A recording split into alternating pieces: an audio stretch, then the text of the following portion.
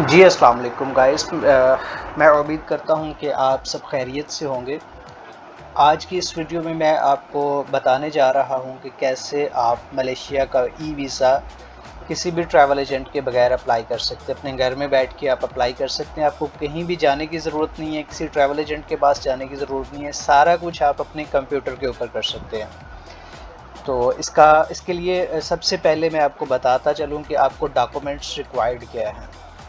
Document required में सबसे पहले आपके पास स्कैन पासपोर्ट होना चाहिए। आपके पास एक अदद वाइट बैकग्राउंड में 2x2 साइज़ में जो है क्लियर पिक्चर होनी चाहिए। आपके पास CNIC स्कैन होना चाहिए फ्रंट एंड बैक। आपके पास एक अदद होटल रिजर्वेशन होनी चाहिए, जस्ट रिजर्वेशन, कंफर्म बुकिंग नहीं चाहिए। आपने उसका तरीकाकार ये है बनाने का कि आप booking.com पे जाके बना सकते हैं, agoda.com पे जाके बना सकते हैं। वो आपने पे लेटर वाली ऑप्शन सेलेक्ट करके बुकिंग जनरेट करके उसको बाद में आप कैंसिल भी कर सकते हैं। आपको जस्ट एक अदद बुकिंग वाउचर चाहिए होता है।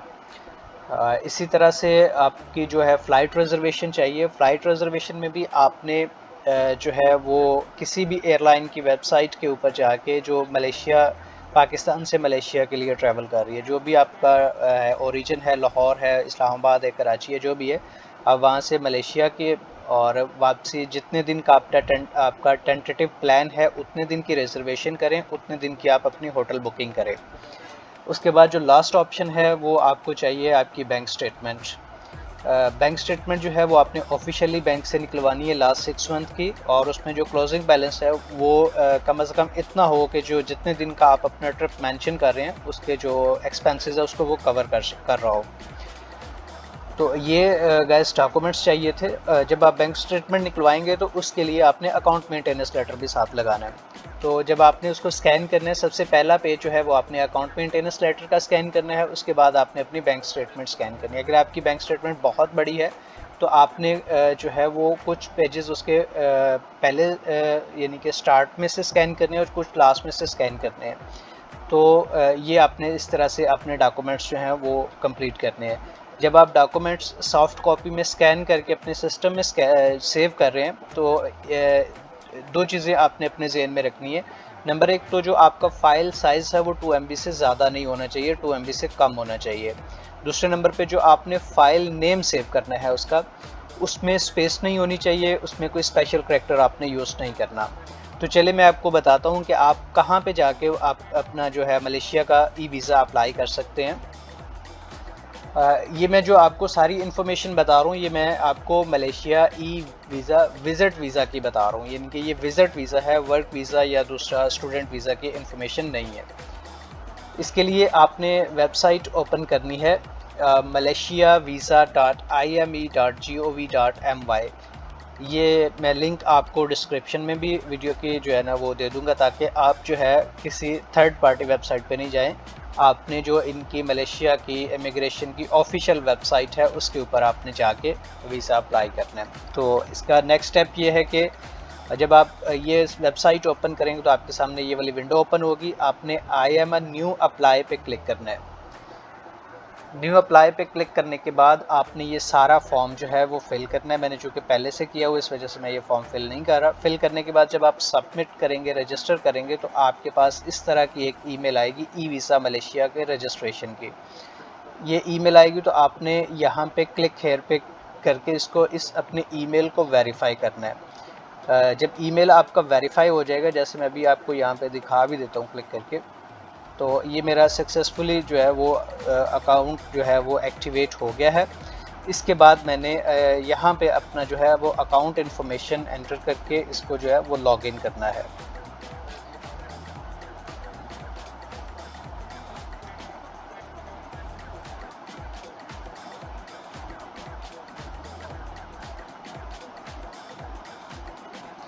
ये मैंने कैप्चा एंटर किया, इसको मैंने लॉगिन किया। लॉगिन करने के बाद इस तरह की स्क्रीन आपके सामने ओपन हो जाएगी। यहाँ पे हमने अप्लाई नाउ पे क्लिक करना है, प्रोसीड पे क्लिक करेंगे। प्रोसीड पे क्लिक करने के बाद जो है वो आपने टूरिस्ट वीज़ा पे जो है ना वो ये जो tourist international diplomatic capital passport official passport holder जो है इसके ऊपर क्लिक करना है। अगेन प्रोसीड पे क्लिक करेंगे तो आपके सामने ये एक फॉर्म ओपन हो जाएगा। इस फॉर्म में सबसे पहले आपने अपनी जो है वो पिक्चर अपलोड करनी है।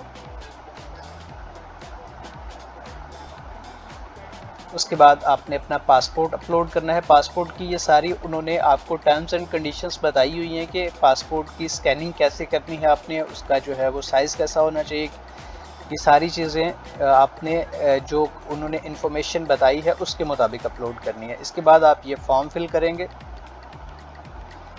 डेट ऑफ बर्थ एंटर करेंगे। आपकी जो ये आप कर रहे हैं फॉर्म फिल कर रहे हैं ये एज़ पर पासपोर्ट डिटेल होना चाहिए। अच्छे तरीके से आपने अपनी इन्फॉर्मेशन को जो है वो वेरीफाई करना है। उसके बाद आपने नेक्स्ट स्टेप पे जाना है। पर्पस ऑफ स्टे में आपने जो है वो टूर सेलेक्ट करना है। ट्रैवल डॉक्यूमेंट में पासपोर्ट सेलेक्ट करेंगे, यहाँ पे पासपोर्ट नंबर एंटर करेंगे, यहाँ पे पासपोर्ट इशुएंस डेट जो है वो आप लिखेंगे।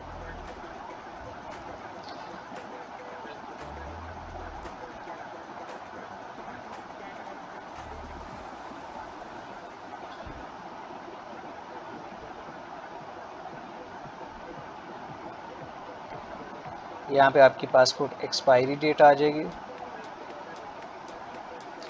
उसके बाद आपने एड्रेस इन मलेशिया, यहाँ पे आपने जो होटल बुकिंग की है उसका एड्रेस लिखना है, उस होटल का नाम लिखना है। नाम लिखने के बाद आपने यहाँ पे उसका कोई एड्रेस जो है वो मेंशन कर देना है।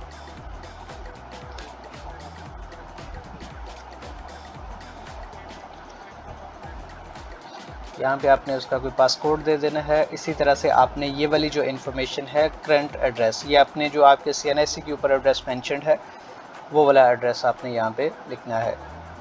ये लिखने के बाद अब यहाँ पे आपने डॉक्यूमेंट्स अपने अपलोड करने हैं।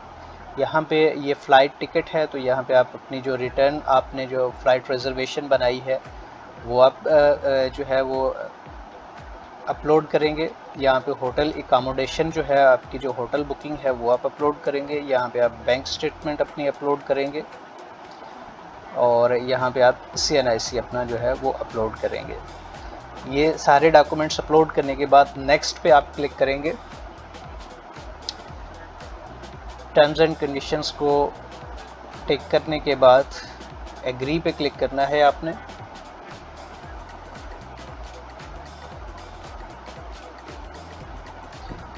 यहाँ पे हमारे सामने अभी पासपोर्ट और फ़ोटो जो है वो डिस्प्ले होगा और उसको हमने सेलेक्ट करना है जो हमने अपलोड किया था। अब ये इसको जो है हमने इसके मुताबिक जो इनका फॉर्मेट है इसके मुताबिक फ़ोटो की हमने सिलेक्शन करनी है। ये सिलेक्शन करने के बाद मैं कंफर्म एंड कंटिन्यू पे क्लिक करूँगा। ये फ़ोटो एक्सेप्टेबल आ गया। सम टाइम यहाँ पे फ़ोटो वो एक्सेप्ट नहीं करता, तो उस सूरत में हमें जो है इसकी थोड़ी सी जो है ना इसको जूम करना पड़ता है या इसको जो है ना इसको रिड्यूस करना पड़ता है। तो जो उनकी एग्जैक्ट रिक्वायरमेंट है उसके मुताबिक आपने करने के बाद जो है वो इसको फर्दर कंटिन्यू करना है। ये आपका पासपोर्ट आ गया। ये मेक श्योर करना है कि पासपोर्ट इसी फॉर्मेट में आपने अपलोड करना है। किसी और में करेंगे तो वीज़ा रिफ्यूज़ हो सकता है आपका। कंफर्म पे क्लिक करने के बाद प्रोसीड पे क्लिक करेंगे। ये आपने जितनी भी इन्फॉर्मेशन फॉर्म में फिल की होगी आपके सामने डिस्प्ले हो जाएगी। यहाँ पे आपने सारी इन्फॉर्मेशन अपनी जो है वो रिव्यू करनी है। अगर इसमें कोई आपको लगता है कि कोई आपका है इसमें कोई जो है वो मिस्टेक है तो आप यहाँ से जाके एडिट पे क्लिक करके इसको एडिट कर सकते हैं। अगर आपकी इन्फॉर्मेशन करेक्ट है तो आपने यहाँ से जाके जो भी आपने जिस तरीके से पेमेंट करनी है, नॉर्मली वीज़ा जो वीज़ा और मास्टर कार्ड पाकिस्तान में यूज़ होते हैं तो आप उसको ही सेलेक्ट करेंगे। पे पे क्लिक करेंगे, प्रोसीड पे क्लिक करेंगे।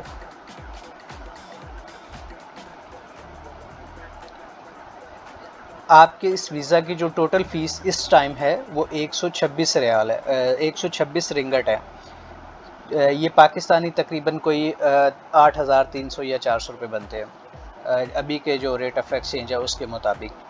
अब इसको आपने फर्दर प्रोसीड पेमेंट पे क्लिक करना है। आपके सामने जो है वो पेमेंट गेटवे ओपन हो जाएगा।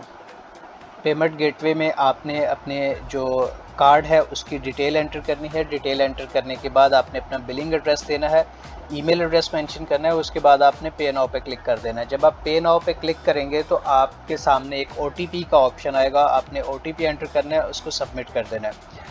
जब आप सबमिट करेंगे तो विद इन 1 or 2 मिनट्स जो है आपको उसकी कंफर्मेशन की ईमेल आ जाएगी। जब तक वो कंफर्म नहीं हो जाता आपने उसको ब्राउज़र को क्लोज़ नहीं करना।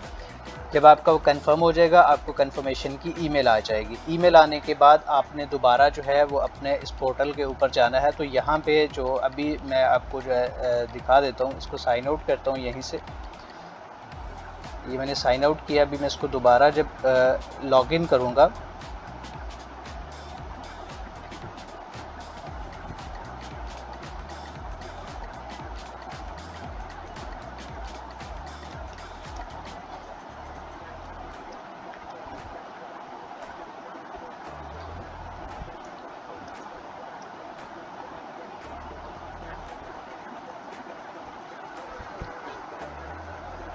ये अभी एप्लीकेशन जो है वो न्यू एप्लीकेशन का स्टेटस आ रहा है। जब आपकी फ़ीस सबमिट हो जाएगी तो यहाँ पे इन प्रोसेस लिखा हुआ आ जाएगा। विद इन 1 or 2 डेज़ जो है आपकी एप्लीकेशन के ऊपर रिस्पॉन्स आ जाता है। या तो अप्रूव्ड लिखा हुआ आएगा, तो यहाँ पे ये जहाँ पे रिज्यूमे एप्लीकेशन लिखा हुआ आ रहा है यहाँ पे प्रिंट ई वीज़ा की ऑप्शन जो है वो आ जाएगी। आप उसके ऊपर क्लिक करेंगे तो आपका वीज़ा डाउनलोड हो जाएगा। दूसरी ऑप्शन होती है रिजेक्टेड की। अगर आपका वीज़ा रिजेक्टेड स्टेटस आ गया तो इट मीन्स के इमिग्रेशन ने आपका वीज़ा रिजेक्ट कर दिया, उसके ऊपर आप कोई फर्दर एक्शन नहीं ले सकते।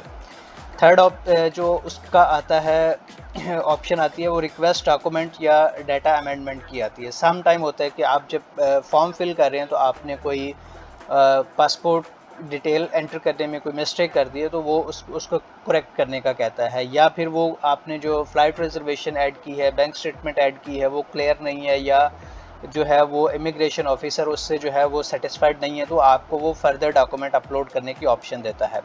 तो वो यहाँ पे एडिट की ऑप्शन आती है,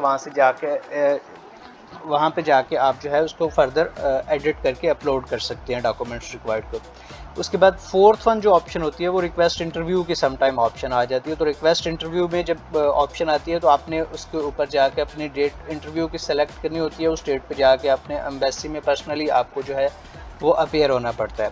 तो नॉर्मली जो है वो रिक्वेस्ट इंटरव्यू की ऑप्शन जो है वो बहुत रेयर केसेस में होती है।